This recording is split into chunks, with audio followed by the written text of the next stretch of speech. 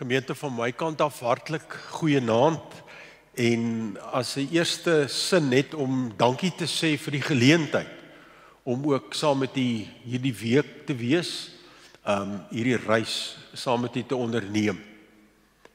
Ek hoop regtig dat die Here ons sal gebruik en ons bedoel ek almal saam as gelowiges om iets in hierdie tyd te ontdek van sy genade en hoe sy gees ons gaan lei. Pinkstertyd, dink ek, is 'n ongelooflike tyd in die NG Kerk. Dis uniek aan die NG Kerk. Daar het ander geloofstradisies, dink ek, bietjie daarbey gevolg daarna, maar as ek nou reg onthou, is dit amper 140, 150 jaar wat dit gebeur, van Dominee van der Lingen in die Parel af. Waar die NG Kerk by mekaar kom in hierdie tyd en saam bid van Hemelvaart af tot Pinkstersondag toe om te vra, maar hoe gaan die Here ons in hierdie tyd lei? Dis nie 'n gebed om weer te sê stort u Heilige Gees uit nie. Dis 'n gebed wat vra, Here, deur u Gees kom praat met ons, wys vir ons hoe om as gelowiges in hierdie tyd te lewe. Ek wil ook fokus in hierdie paar keer nie, so nou sal ek die temas vir u net iets oor sê, nie oor net wat in gemeentes gebeur, of wat die kerk as 'n denominasie veronderstel is om te doen nie. Maar laat die vraag regtig sal gaan oor ons as gelowiges, wat 'n rol en waar ons ook al is. Hoe praat die Gees van God en deur sy woord met my om te ontdek in 2025? Hoe stuur en lei God sy Gees ons Maandag en Dinsdag en Woensdag as gewone gelowiges om daarby uit te kom? Dit is die tema wat jy ook daar sien, dat die Gees kom skep 'n lewenskragtige geloofsgemeenskap. En dan die vraag na ons roeping. Wat word van my verwag? So my gebed sal wees dat ons hierdie pad sal saamloop en dat in die aande wat ons saam is, maar ook in die dag en wanneer ook al, oor die vraag in die eie lewe en met mekaar sal praat en sê, maar wat nou? Dis nie 10 jaar terug nie, dis nie 100 jaar terug nie, dis vandag. En vandag wil God deur sy Gees ons kom lei. Om die vraag te antwoord, wil ek hê moet ons aanhaak by die geloofsbelijdenis van Nicea. En daar is 'n deel van hom, ek sal nou iets sê wat daar staan, ek sal die spesifikasies bietjie verander, ek het nie besef hoe groot julle skerms is nie, maar ek hoop party van julle het die gawe van heldersiendheid om te sien wat daar staan. Ons het 3 geloofsbelijdenisse, wat ons eintlik simbole noem. En dit is, die bekende een, is die apostoliese geloofsbelijdenis, wat ons gereeld opsê en bely op Sondag in 'n erediens. Hy het ontstaan waarskynlik rondom die doop en die belydenis wat ons by 'n doopfonds sê. Ek glo in die Vader en die Seun en die Heilige Gees. Maar ook het hy verder ontwikkel en het Nicea gekom wat baie naby aan dieselfde formaat is, en dan Athanasius wat 'n langer belydenis is. Geloofsbelijdenis van Nicea is vandag of in hierdie jaar 1700 jaar oud. Ons deel hierdie geloofsbelijdenis met byna alle Christelike kerke dwars oor die wêreld. Rooms-Katoliek, Orthodoks, Gereformeerd, meer charismaties, deel ons hierdie belydenis. In die jaar 325 in 'n dorpie in Turkye, Nicea daai tyd, Konstantyn roep hulle saam, kom hulle by mekaar en wil 'n geloofsbelijdenis formuleer. Interessant van hierdie geloofsbelijdenis. As jy nou mooi dink, hoe begin die apostoliese geloofsbelijdenis? Dit begin met ek glo. Die geloofsbelijdenis van Nicea begin ons glo. Doelbewuste verskil. Dit is saam wat ons dit bely. Ons doen apostoliese geloofsbelijdenis ook saam, maar hier is baie sterkere klem van om te sê, maar ons as gelowiges, in die vroeë Christelike kerk en dan nou vir 1700 jaar verder, ons kom en bely saam. Die geloofsbelijdenis, en dit wil ek deur die week doen, staan eerder bekend as 'n simbool en nie as 'n geloofsbelijdenis nie. Geloofsbelijdenisse word in die gereformeerde tradisie ontwikkel om ons op te stel en te sê hoe verskil ons met die Romeinse kerk en die Romeinse tradisie van daardie tyd. Hier gaan dit baie meer oor, dis die teken van my geloof. Dit is soos ek my geloof verstaan. Dis soos ons geloof sê. Dis hoekom hierdie geloofsbelijdenisse anderster lyk as ons gereformeerde belijdenisse wat baie meer detail het. Hier's die uitdaging aan u elkeen. Hierdie gedeeltetjie wat ons gaan stil staan in hierdie week. Hoe word dit simbool, teken van ons geloof?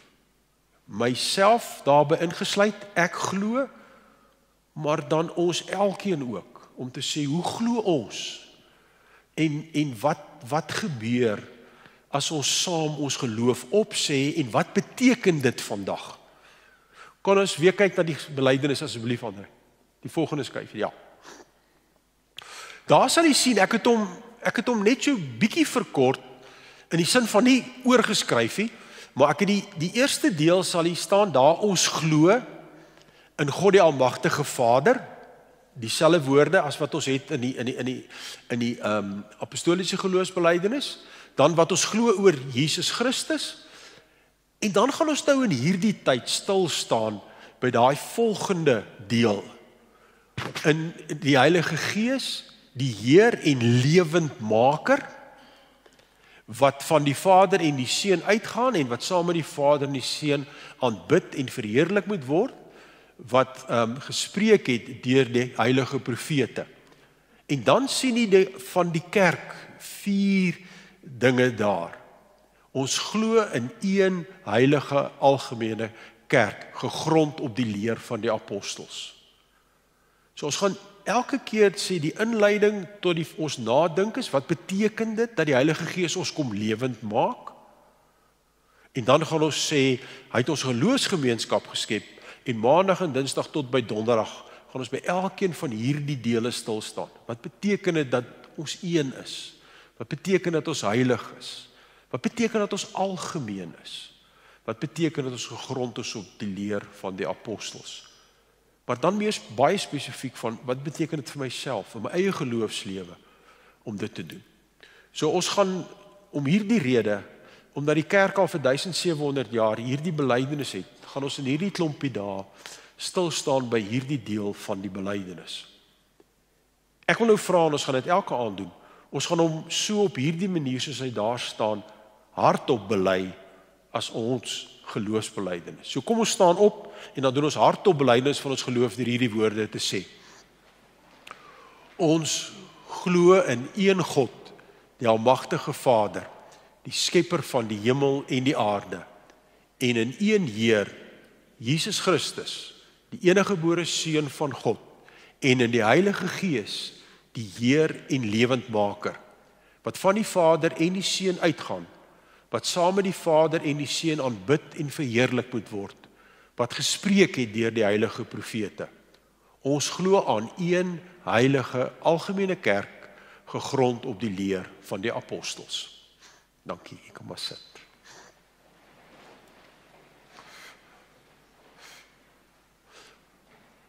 Kom ons buig ons hoofde in gebed.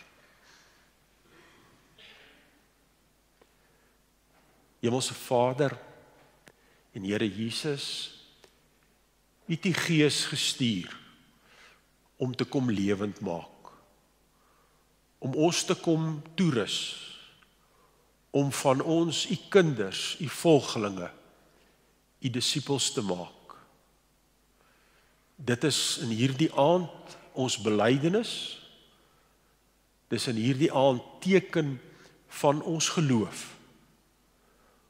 Ons wil kom bid en vra, o Gees, dat U met ons sal praat, dat U die woord sal gebruik, om vir ons te beduie en vir ons te verduidelik, wat dit beteken om U kinders, in hierdie jaar, in hierdie tyd, op hierdie plek, U kinders te wees.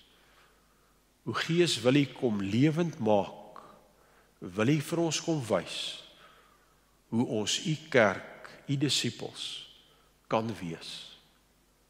Ons verdien dit nie en daarom bid ons dit alleen uit genade. Amen.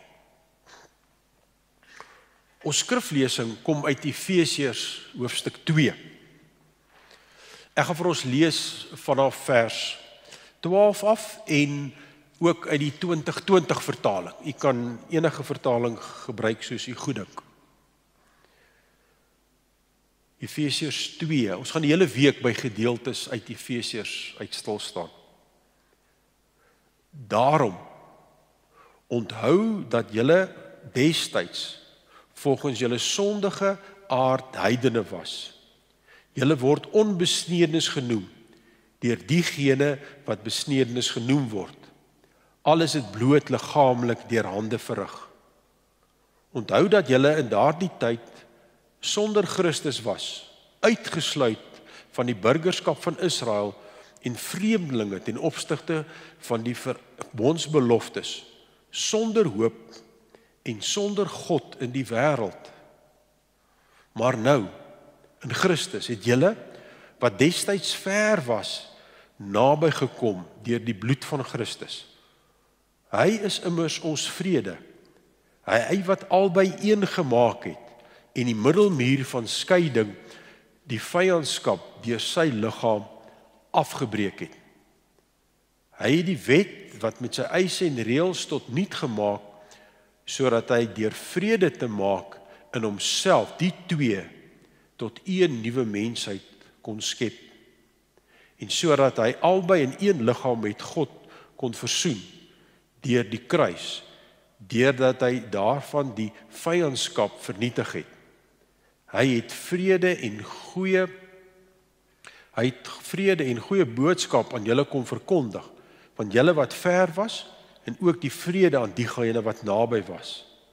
Want deur hom het ons albei toegang tot die Vader deur een Gees. En julle is dan nie meer vreemdelinge of bywoners nie, maar julle is medeburgers van die heiliges en lede van die huisgesin van God, gebou op die fundament van die apostels en profete, met Christus self as die hoeksteen, en in hom verrys die hele gebou goed saamgevoeg tot 'n heilige tempel in die Here. In hom word julle ook saam opgebou tot 'n woonplek van God deur die Gees. Die laaste vers sê dit mooi. In hom word julle ook saam opgebou tot woonplek van God deur die Gees. Vriende, ek moet net 'n slukkie water vat.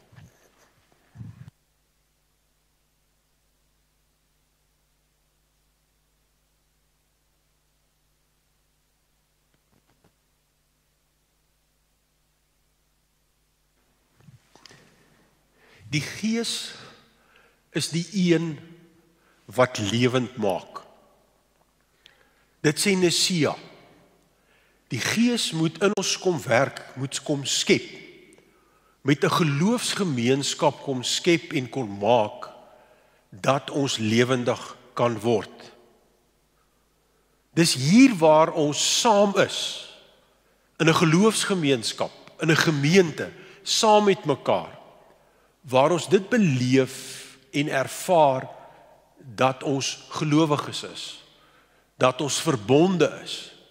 En dit gebeur deur die werk van die Heilige Gees.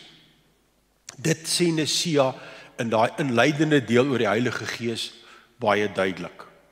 En dit gebeur en word gebruik deur die woord aan ons voor te hou. So die twee loop saam. Dat God deur sy Gees werk, in ons werk om die woord te lees en dit te verstaan en dan lewe te skep. En die twee moet ons die heeltyd saam hou en saam vashou, dat dit God deur sy Gees is, bemiddel deur sy woord, wat ons lewend maak. Wat leer ons uit hierdie gedeelte oor die status van die vroeëre tyd, van hoe dit was vir ons, toe ons nie lewend was nie, toe ons sou mens kon sê, 'n dooie status gehad het, voor die Heilige Gees in ons kom werk het. En jy het dit baie duidelik gehoor met die woorde en die beelde wat Paulus daar gebruik. Ons wat nie van die Joodse geloof afkom nie, afstammeling is nie. Ons was heidene van geboorte af. Ons was onbesnedenis. Ons was sonder Christus. Ons was nie deel van die volk van God nie. Ons was sonder burgerskap in hierdie wêreld, ver van God af, sonder sy beloftes, sonder God in hierdie wêreld, sonder hoop, sonder 'n toekoms. Dis alles woorde wat Paulus gebruik om in hierdie gemeente in Efese, en glo ek vanaand aan elkeen van ons te beskryf hoe dit vroeër was. Sonder hoop, sonder God, sonder Christus, leweloos. Hierdie toestand het 'n werklikheid gewees vir daardie gelowiges voor hulle tot geloof gekom het, en behoort vir ons ook 'n werklikheid te wees voor ons tot geloof gekom het. Wat gebeur dan? Dat die Gees vir ons hierdie lewe kan skep. Daarin is hy baie duidelik. Christus verander dit deur sy lewe te gee. Hy het hierdie vyandskap, hierdie muur van skeiding tussen heidene en nie heidene nie, het hy afgebreek. Die beeld wat hy het, en dis 'n baie bekende beeld wat jy sal ken, van die voorhof wat skeur as Christus sterwe. Toegang tot God word nou vir almal 'n moontlikheid. Heidene en nie-heidene, Jode dan, kan met God versoen word. Hy het die vrede gebring. Christus se heilswerk. Dit wat ons van Adventstyd af, deur die Paastyd, met sy opstanding herdenk het, word hierdie werklikheid wat lewe kom gee het. Ons is nie meer ver van God af nie, sê vers 19. Nie meer bywoners nie, maar medeburgers. Die beeld van 'n immigrant sonder regte. Sy een misdaad begaan, stuur jou terug na van waar jy vandaan kom. Jy's nie meer 'n immigrant nie. Jy het burgerskap gekry. Jy's nie meer ver van God af nie. Jy het nou deel van sy volk geword. Ander beeld wat hy gebruik. Julle is lede van die huisgesin van God. Deel geword van sy familie. As jy een met Christus is, dan word jy familie. Dan word jy 'n medeburger. Dis die woorde wat Paulus in Efesiërs 2 gebruik, om te sê, so word ons lewendig. Dis hoe die Gees kom lewe skep in ons as gelowiges se lewens. Burgerskap, familieskap. Ek word deel van 'n lewendige geloofsgemeenskap. Hoe lyk hierdie geloofsgemeenskap? Paulus gebruik hier 'n beeld om te verduidelik wat uit die tyd van die ballingskap afkom. Julle is nou 'n gebou. Dit was afgebreek. Met die ballingskap tyd, toe die Jode terugkom in Jerusalem, Nehemia se tyd, als verwoes. Nou sê Paulus, word ons opgebou. Hierdie gebou word deur God en deur sy Gees word opgebou waarvan ons dan 'n deel is. Die kerk, die gemeente word met 'n gebou vergelyk. Dan nie hierdie gebou nie, maar in ons saamwees as gelowiges. Verduidelik Paulus dit. En ons gaan by dele daarvan stil staan in die week. Die fondament is die apostels en die profete. Dit wat hulle getuig het. Dit wat hulle gesê het oor Jesus Christus. Dis ons fondament. Die hoeksteen is Christus self. Hy is die belangrikste. Hy is die oriëntasiepunt. Sonder hom kan daar nie so 'n gebou wees nie. Wat is die doel van hierdie gebou? Om 'n geestelike huis, 'n tempel te wees waar God in kan bly. Waar sy heerskappy geprys kan word. Waar sy naam verheerlik kan wees. Hier waar dan in nie die fisiese gebou nie, hier waar die gelowiges by mekaar kom, opgebou word. Hier woon God. Hier werk God deur sy gees om van ons lewende stene te maak. Ons is een gebou wat saam verrys. Ons getuig saam, ons lewe saam, ons doen saam tot sy eer. Ons word saam opgebou, iets van 'n proses. Mag dit in hierdie week iets van 'n versigtiging wees om weer te ontdek in my eie lewe, in ons as gelowiges se lewe saam, hoe word ek opgebou? Waar moet daar in my lewe groei kom? Daarom gaan ons nadink oor hierdie eienskappe, om dit saam te doen, om dit getrou te doen, om dit oral te doen, om dit in navolging van Christus te kan doen. As ons hierdie belydenis opsê, die lewendmaker, God se gees, dan wil dit sê, Here, dankie dat ek deel van hierdie gebou kan wees. Dankie dat U my hier ingeskakel het. Dis net genade. Christus is die hoeksteen, die fondament van hierdie gebou. Deur sy gees kom trek hy ons in. Anderkant, hy wil ons opbou. Hy wil ons laat groei. Hy wil hê ons moet 'n geestelike huis wees, sodat God verheerlik kan wees. Kom ons ontdek in hierdie tyd weer, wat beteken dit as God deur sy gees ons lewend wil maak. Amen.